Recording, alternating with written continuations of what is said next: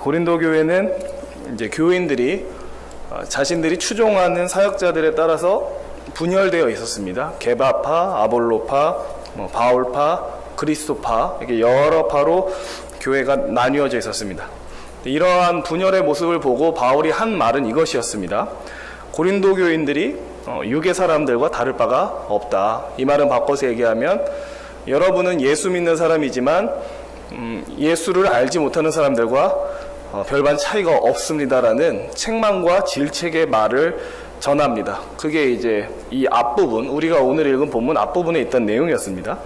그리고 이제 그런 질책의 말, 책망의 말을 전한 다음에 바울이 오늘 본문에서 무엇을 알려주냐면 고린도 교회가 겪고 있는 이 분열의 문제를 어떻게 해결해야 되는가, 고린도 교인들이 사역자들에 대해서 어떤 태도를 갖는 것이 올바른가에 대해서 얘기를 합니다.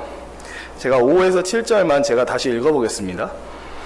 그런즉 아볼로는 무엇이며 바울은 무엇이냐? 그들은 주께서 각각 주신 대로 너희로 하여금 믿게 한 사역자들이니라. 나는 심었고 아볼로는 물을 주었으되 오직 하나님께서 자라나게 하셨나니 그런즉 심는 이나 물 주는 이는 아무것도 아니로되 오직 자라게 하시는 이는 하나님 뿐이니라 라고 얘기를 합니다. 그러니까 바울이 말하는 요지는 이렇습니다. 아볼로나 바울과 같은 모든 사역자들은 하나님께서 너희에게 보내신 사역자들이다. 바꿔서 얘기하면 여러 사역자들을 여러분들에게 보내주신 분은 하나님이십니다 라고 얘기를 하는 겁니다. 그러니까 각각의 사역자들이 가지고 있는 은사도 다르고, 그러니까 하나님으로부터 받은 은사가 다르고, 또 각각의 사역자들이 거둔 어떤 사역의 열매, 사역의 성공 여부도 달랐습니다. 그러니까 다른 사람, 여러 종류의 사람들이었다는 거죠. 하지만 그럼에도 불구하고 그런 여러 사역자들이 공통점을 갖고 있었습니다. 어떤 공통점을 갖고 있었냐면 그들 모두는 고린도인들로 하여금 복음을 믿게 하고 자라게 하기 위해서 쓰임받은 하나님의 도구라는 사실이었습니다. 그러니까 사람들은 달랐어도 그들에게 공통점이 있다면 그들 모두가 하나님이 보내신 사람이었고 그들 모두는 공통적으로 하나님의 일을 하는 사람들이었다라는 얘기를 합니다. 바울의 경우 어떤 일을 했냐면 고린도 지역에 처음 와서 복음 전하는 일, 그러니까 오늘 비유로 따지자면 심는 일을 맡은 사람이었습니다. 처음으로 복음의 씨를 심고 뿌리는 역할을 한 사람이 바울이었습니다. 그래서 바울의 복음 전파를 통해서 고린도에 있는 여러 사람들이 예수를 믿고 하나님께로 돌아왔습니다. 그럼 바울이 떠난 후에는 어떻게 되었느냐? 바울이 떠난 후에는 아볼로가 와서 매일같이 그 고린도 교인들에게 성경 말씀을 잘 가르쳐 주었습니다. 그러니까 아볼로는 바울과는 조금 성격이 다르게, 그러니까 바울은 심는 일, 처음에 와서 복음 전하는 일을 맡았다면 아볼로는 물을 주는 일, 그러니까 계속해서 성도들에게 말씀을 가르치는 그 성도들을 영적 성장으로 이끄는 그런 일을 했던 겁니다. 그러니까 아무래도 그러다 보니까 사람들 사이에 이런 생각이 있을 수 있을 것 같습니다. 어떤 사람 같은 경우는 고린도 지역에 처음 와서 복음을 전해준 바울을 더 흠모하는 사람이 있었을 수도 있을 것 같고요. 또 어떠한 성도들 같은 경우는 계속 옆에 있으면서 성경을 알려주는 아볼로를 더 좋아하는 사람들도 있었을 것 같습니다. 근데 이제 바울이 오늘 말씀을 통해서 알려주는 중요한 사실은 바울이 씨를 뿌렸던 간에, 그러니까 바울이 심었던 간에 혹은 아볼로가 물을 주었던 간에 그가 강조하는 말은 뭐냐면 자라나게 하는 것은 바울이나 아볼로가 아니고 하나님이시다라는 얘기를 합니다. 바울이 심는 일을 했고 아볼로가 물 주는 일을 했지만 결정적으로 여러분을 자라게 하시는 것은 하나님이십니다 라는 얘기를 합니다. 그러니까 어떤 사역자가 어떤 사역을 하던 간에 어떤 사람의 심령이 새로워지고 그 사람이 변화되는 것, 새 마음을 갖게 되는 것은 사람이 그렇게 하는 것이 아니라 하나님이 그렇게 하시는 것이다. 한 영혼을 변화시키는 일은 사람 손에 달린 것이 아니라 하나님의 손에 달린 것이다 라는 얘기를 합니다. 바울이 이제 이 사실을 설명하기 위해서 쓰는 비유가 농부의 비유입니다. 그러니까 농부는 식물을 길러내기 위해서 심죠. 그리고 물을 주고 돌봅니다. 마치 식물은 사람의 돌봄 때문에 자라고 사람의 돌봄 때문에 꽃과 열매를 맺는 것처럼 보입니다. 하지만 다 아시겠지만 식물이 자라고 열매를 맺는 것은 사람의 손길이 많이 타서 꼭 그렇게 된다기보다는 사실은 식물 자체가 가지고 있는 생명력, 그리고 하늘로부터 내리는 햇빛과 이슬, 비, 그러니까 여러 가지 자연적 환경에 훨씬 더 영향을 많이 받습니다. 그러니까 사람이 아무리 정성껏 식물을 돌본다고 해도 비가 내리지 않고 땅이 좋지 않고 바람이나 여러 환경이 받쳐주지 않으면 좋은 열매를 맺을 수 없는 겁니다. 식물도 제대로 자라날 수가 없는 겁니다. 그러니까 농사에 있어서 더 큰 어떤 영향을 미치는 것, 농사의 결실에 있어서 큰 영향력을 미치는 것은 사람의 돌봄보다는 그러니까 하나님의 섭리, 하나님의 손길이 훨씬 더 큰 영향을 미친다라는 겁니다. 그러니까 이 농사의 원리를 설명한 다음에 그대로 가져와서 바울이 말합니다. 농사에 있어서 사람의 손길보다 하나님의 섭리가 지대한 영향을 미치듯이 사람의 심령을 변화시키는 일도 마찬가지입니다. 우리가 심는 역할도 했고 물 주는 역할도 한 것이 사실이지만 여러분을 결정적으로 변화시키고 새롭게 하신 분은 우리가 아니라, 그러니까 사람이 아니라 하나님이십니다 라는 얘기를 계속 하는 겁니다. 하나님의 역사하심이 여러분을 새롭게 하는 데 있어서 결정적인 역할을 했을 뿐입니다 라는 얘기를 합니다. 그러면서 말하죠. 우리가 뭐 심는 일을 했던 물 주는 일을 했던 사실 이것은 아무것도 아니다. 왜 아무것도 아니냐면 자라나게 하시는 하나님이 하신 일에 비해선 우리가 한 일은 지극히 적다라는 겁니다. 이제 계속해서 바울이 8, 9절에서 이렇게 얘기를 합니다. 심는 이와 물 주는 이는 한 가지이나 각각 자기가 일한 대로 자기의 상을 받으리라. 우리는 하나님의 동역자들이요 너희는 하나님의 밭이요 하나님의 집이니라 라고 얘기를 합니다. 바울이 말하는 중요한 표현이 하나가 있습니다. 심는 이와 물 주는 이는 한 가지이다. 그러니까 이 말은 여러 사역자들이 각각 다른 역할을 맡은 농부와 같지만 중요한 점이 있다면 이들 모두는 한 하나님이 보내신 자들이었다는 거죠. 그러니까 바울이 계속 이 얘기를 왜 하는지 이해가 되실 겁니다. 지금 고린도 교회는 자기가 추종하는 사역자들을 따라서 교회가 쪼개져 있었습니다. 자기가 좋아하는 사역자들 밑에 들어가서 서로 다투고 분쟁하고 있었습니다. 근데 바울은 이 얘기를 하는 거죠. 왜 분쟁하고 있느냐? 모든 사역자들은 한 하나님이 보내신 것인데 왜 분쟁하고 있느냐? 그리고 계속해서 얘기를 하죠. 모든 사역자는 하나의 목적을 가지고 수고하고 있는 사람들인데 왜 분쟁하느냐라는 얘기를 계속 하고 있는 겁니다. 그러면은 여러 사역자들이 각자 다른 모습으로 사역했지만 그들이 추구했던 공통된 목적은 무엇이었는가? 9절에서 알려주는 것이죠. 너희는 하나님의 밭이요 하나님의 집이니라 라는 말을 함으로써 여러 사역자들이 공통된 목적을 갖고 있었는데 그게 뭐냐면 하나님의 밭과 하나님의 집을 일구고 세우는 목적을 갖고 있었습니다. 그러니까 이걸 통해서 바울이 전해주고 싶었던 말은 분명합니다. 각각의 사역자들이 일하는 모양은 달랐지만 공통된 목적을 갖고 있었다. 이들 모두는 하나님의 밭, 하나님의 집을 세우고 일구는 목적을 갖고 있다. 그렇기 때문에 이들은 경쟁 관계에 있지 않다라는 얘기를 하고 싶은 겁니다. 그러니까 이런 얘기를 하고 싶은 거죠. 사역자들이 여러 종류의 사역자들이 있었지만 이들이 하나의 목적을 갖고 함께 수고했기 때문에 서로 다투거나 경쟁하거나 이렇게 분쟁하는 관계가 아니었다. 그냥 한 목적을 두고 동역하고 같이 가는 관계였다.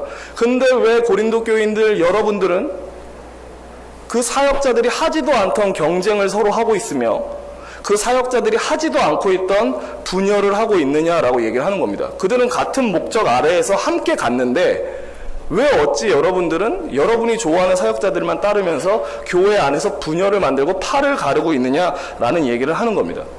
모든 사역자들이 하나의 목적을 가지고 같이 갔듯이 여러분도 같이 가야 되는 게 맞지 않습니까? 라는 얘기를 지금 하고 있는 겁니다. 계속해서 바울이 언급하는 중요한 내용이 하나가 더 있다면 그것은 이것입니다. 고린도 교회가 하나님의 밭이자 하나님의 집이라는 얘기를 하고 있습니다. 그러니까 고린도 교인들의 실소유주가 누구시냐라는 것을 지금 바울이 얘기하고 있는 거죠. 고린도 교인들아 너희가 누구의 것이냐, 너희의 소유주가 누구냐라고 얘기를 하는데, 그러니까 이런 얘기를 하고 있는 겁니다.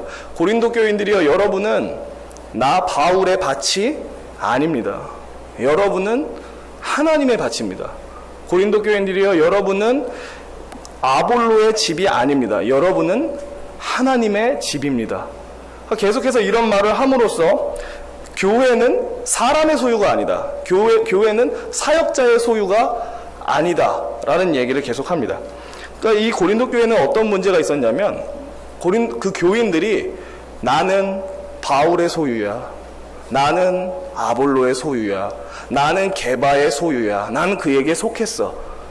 그러니까 자기의 소유가 하나님께 있다라는 생각을 갖지 못하고 자기가 좋아하는 사역자에게 내가 속했다. 나는 이 사역자에게 소유됐다라고 생각하다 보니까 갈라지고 싸울 수밖에 없었던 겁니다. 그러니까 엉뚱한 곳에다가 적을 두고 있었기 때문에 엉뚱한 데다가 자신의 자리를 두고 있었기 때문에 교회가 싸우고 있었던 겁니다. 지금까지 바울이 했던 말을 요약하자면 이렇습니다. 여러 사역자들을 교회에 보내신 분은 한 분 하나님이시다. 사역자들을 통해 고린도 교인들의 심령을 변화시킨 분도 하나님이시다. 고린도 교회의 실소유주도 하나님이시다. 그러니까 바울이 공통적으로 계속 강조하고 있는 말이 있습니다. 그건 뭐냐면 하나님입니다.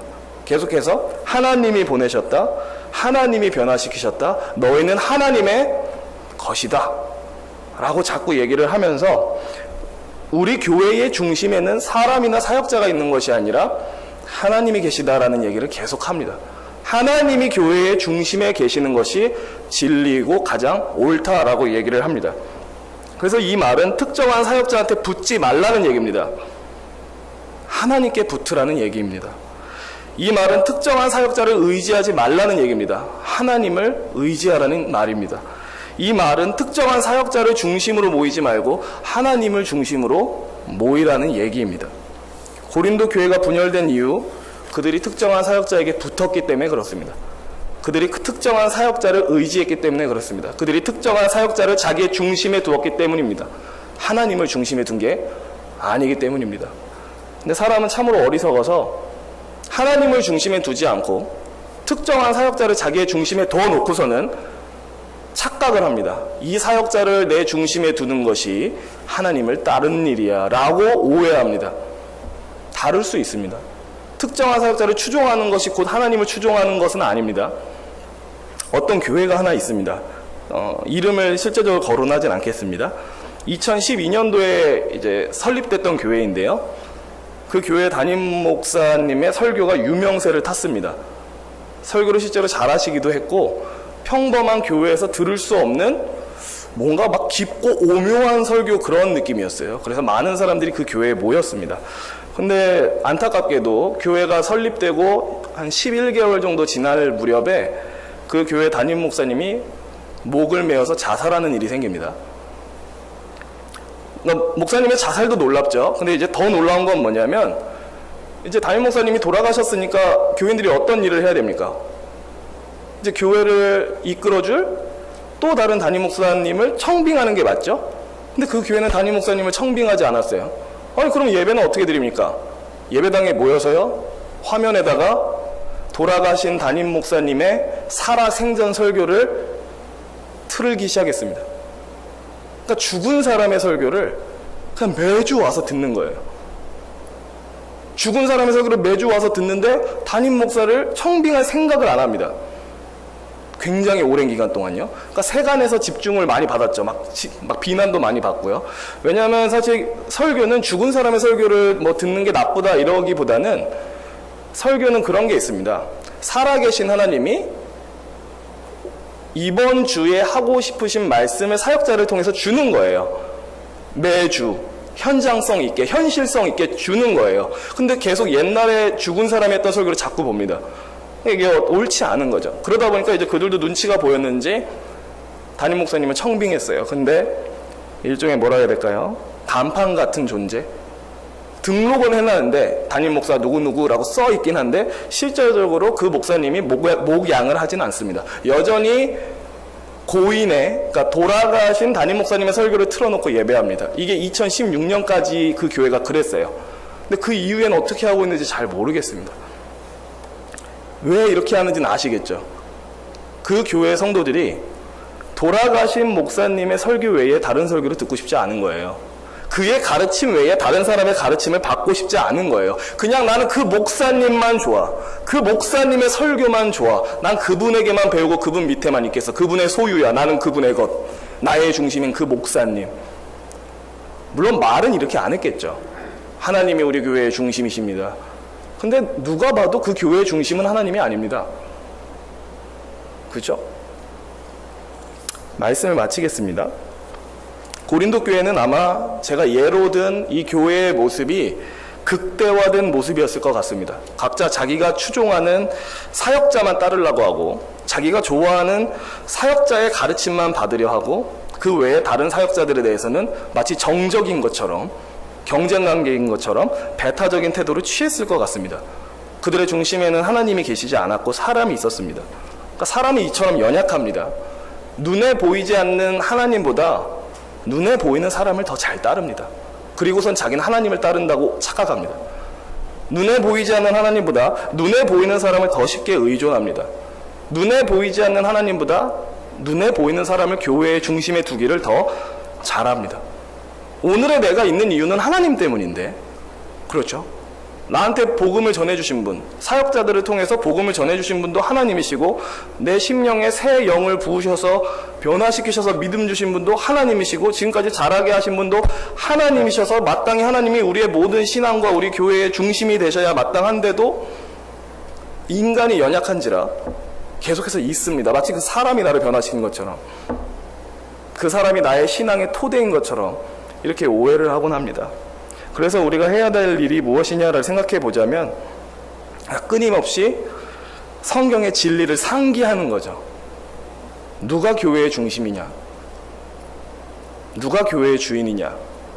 교회는 누구의 소유이고 교회는 누구를 중심으로 모여야 되느냐? 바울이 계속 얘기합니다.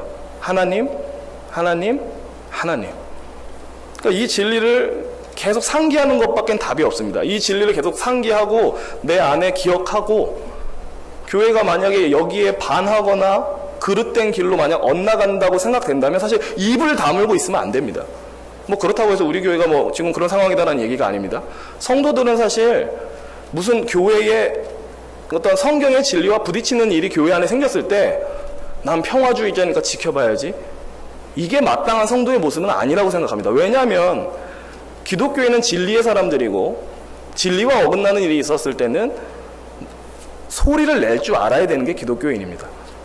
그러니까 일단은 제가 말씀드리고 싶은 것은, 일단 우리가 이 진리를 항상 상기해야 된다는 거죠. 나의 중심, 나의 신앙의 중심, 나의 모든 것의 중심, 그리고 교회의 중심은 하나님. 난 사람에게 속하지 않았다. 그러니까 그 사역자를 싫어하라는 말이 아닙니다. 나는 하나님께 속했으니까 당신은 아닙니다, 이런 말은 아닙니다. 좋아하셔도 됩니다. 특정한 사역자를 좋아하고 이런 거는 인간의 자연스러운 모습입니다. 다만 그를 좋아한 나머지 다른 사역자들에 대해서 배타적인 태도를 취하는 것, 이것은 옳지 않습니다. 하나의 목적을 위해 하나님이 보내신 사람들이기 때문에 그렇습니다. 그래서 이 자리는 저와 우리 성도님들 모두가 이 성경의 진리를 항상 중심에 품고, 우리 중북교회가 하나님이 중심으로 계시고 하나님 중심으로 존재하고 하나님 중심으로 돌아가는 교회 되도록 힘쓸 수 있었으면 좋겠습니다. 다른 사람이 해주는 거 아닙니다. 저와 성도님들 개개인이 함께 해야 되는 일이라고 생각합니다. 제가 기도하도록 하겠습니다. 하나님 아버지, 오늘 바울의 메시지를 통해서 너무 당연하게 알고 있는 진리지만 그것을 다시 한번 알게 됩니다. 우리에게 말씀을 전해주신 분이 누구신가? 하나님이시라는 것을 다시 한번 보게 됩니다. 우리의 심령을 변화시키신 분이 누구신가? 하나님이시라는 것을 다시 보게 됩니다. 우리를 이 모습으로까지 자라나게 하신 분은 누구신가? 하나님이시라는 것을 보게 됩니다. 주님, 우리가 이 너무나도 당연한 진리를 잊지 않게 하여 주옵소서. 항상 이 교회의 중심에, 우리의 신앙의 중심에 항상 하나님이 계셔서 행여나 우리 교회가 사람의 소유가 되지 않게 하여 주시고 오직 하나님의 소유로 존재하게 하여 주옵소서. 행여나 사람을 중심으로 돌아가는 교회가 되지 않게 하시고 하나님을 중심으로 돌아가는 교회 되게 하여 주옵소서. 행여나 사람이 가지고 있는 개인의 생각으로 돌아가는 교회가 아니라 하나님의 진리, 성경 말씀을 토대로 돌아가는 교회 되게 하여 주옵소서. 우리가 이 일에 함께 기도하며 함께 헌신하며 수고하는 복된 성도들 되게 하여 주옵소서. 감사드리며 예수 그리스도의 이름으로 기도합니다. 아멘.